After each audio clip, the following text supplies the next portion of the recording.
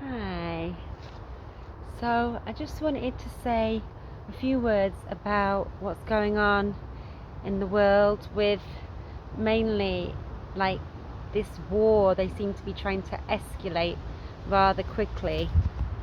So the fact that America and Britain has suddenly got involved in the Ukraine war a bit more by using their weapons and things that we've always avoided doing so far for good reason, and it's a little bit odd, isn't it, that it's suddenly happened because Trump's about to get in and they've got like a small window now to kind of get this world war started, which I think has been on the agenda for some time, but for various reasons. I think certain, like our last Prime Minister in Britain, I think didn't want to be a part of that, which fair play to him.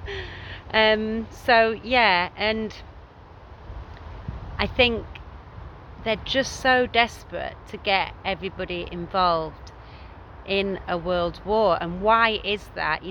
If you just think about it, like, obviously you can say, oh, it's about resources and things like that, and wars are always about resources and oil and farmland and all of these types of things.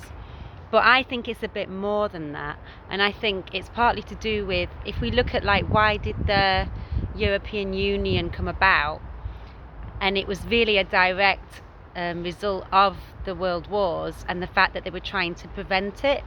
So if it hadn't have been for those wars, they probably couldn't have really got much support for the European Union. But I think people really saw that as a guarantee of it never happening again, and that is something that would have been very reassuring at that time, because nobody ever wanted to see that happen, for their children or their grandchildren or whatever. So I think there could well be a connection between like the fact that they really want this world government, and that has been something that's been conspiracy theorists have been saying about for years. But I do think if there is some truth to that, which I really think there is, then how are they going to get people's support for a one world government? Okay, it's a typical kind of classic problem, reaction, solution. So if they want a one world government, they have to create a situation where people are going to be like seeing it as a positive thing rather than a negative thing. And obviously I think most people, even at the moment, probably still wouldn't want that. But if everybody ends up knowing family members and people who might end up dying in wars, in a world war especially, I think there'll then suddenly be much more support for that kind of thing.